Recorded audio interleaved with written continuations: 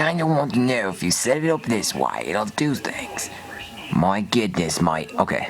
12 years ago, I got my first camera. Well, sort of. For my 15th birthday in 2012, I got a brand new iPod Touch 4. Up to this point, the only personal music devices I owned were a second generation iPod Shuffle and this generic MP3 player. Before that, I had a portable CD player. Yeah, those still existed after the 90s, I know, crazy, right? This was supposed to just be a way for me to store more music, since the iPod Shuffle hardly fit anything. This new iPod Touch had 8 gigabytes of space on it and could hold at least 6 times as much music. But that's not why I'm making this video. In fact, video is the reason we're here. My mom could never have possibly imagined the kind of antics I would get into with this thing. One day I took a picture of an answer key for a geometry test I knew I was never going to pass, and I used it to cheat, but I couldn't zoom in on the image, so it was useless. Another time, I turned on the camera to try and record myself sleeping because I was told I snored horribly. The recording only went for 45 minutes, and I didn't even fall asleep during the video. But the most important thing that this iPod did was let me record my first YouTube video. That you have never seen because I've had to use iTunes Restore at least 12 times on this thing. The video you saw at the start of this is the only one from before 2013 that exists anymore.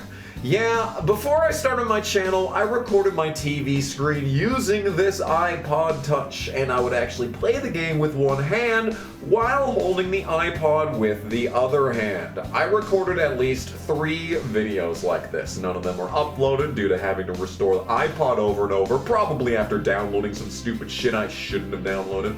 Hey, speaking of downloading things, one time I managed to break my grandma's laptop by installing some ransomware on it.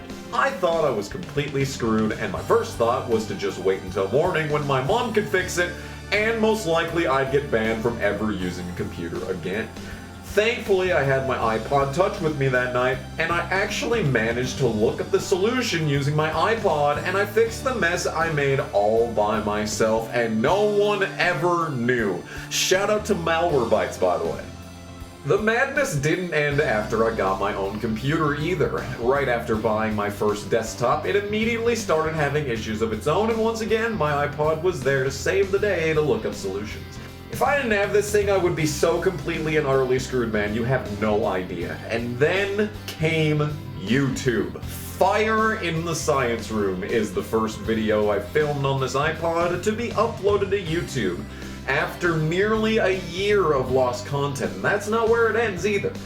After 2014, my parents were always home whenever I wanted to record race reviews, so my solution was to take the show on the road, and the only way I could do that was with this iPod. Every video from 2015 to 2017 that is not in my bedroom was recorded on this iPod Touch. Even after all the restorations, after dropping it on concrete twice and blowing half the screen off, this thing still powered up, still recorded, and still produced videos 10 times better looking than my first smartphone. All the race reviews, all the Tails and Kenny shows, all the diecast unboxings, all the random one-off psychotic episodes, all captured on one device. Hey, you know my first couple of songs? So all of those were recorded on my iPod because the built-in compression was so much better than any of my microphones could have produced.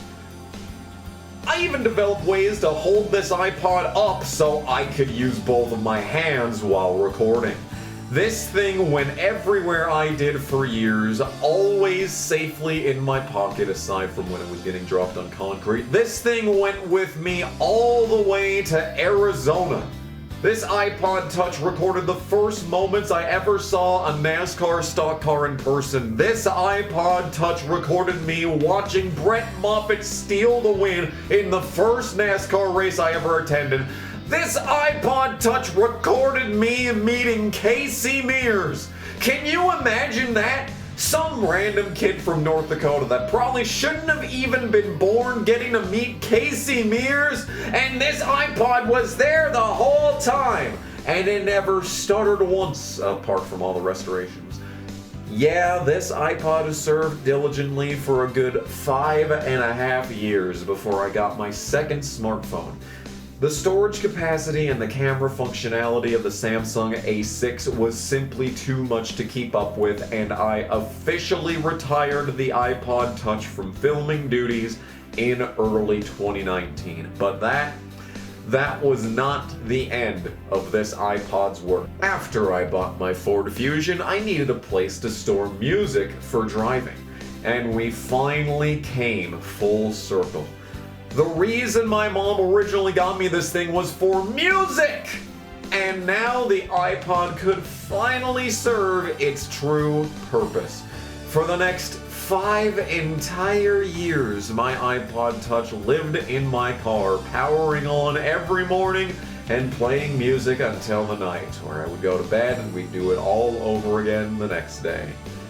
Until the morning of March 28th, 2024. I got out to my car and noticed the radio was on. I looked in the center console and saw the Apple logo of death. No amount of forced restarts, no amount of charging, no amount of full system restoration could get the thing to take a charge. After almost 12 years, always on, always running, always ready, the iPod Touch had finally played its final song. I wish I could tell you what the final song it played was, but painfully I can't remember. And to be honest, it's better that way.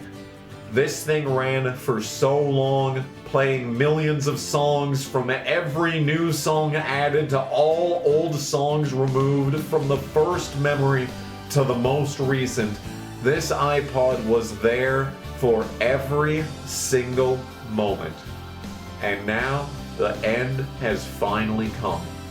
iPod, you have gone above and beyond the Call of Duty. You've done more than anyone could have ever expected you to, especially after looking like you've been run over by a 16-wheeler several times.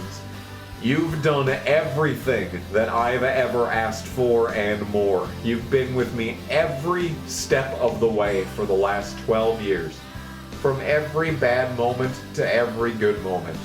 None of this ever would have been possible without you. And now, you're free to take as long of a break as you want. From my entire black atheist heart, thank you.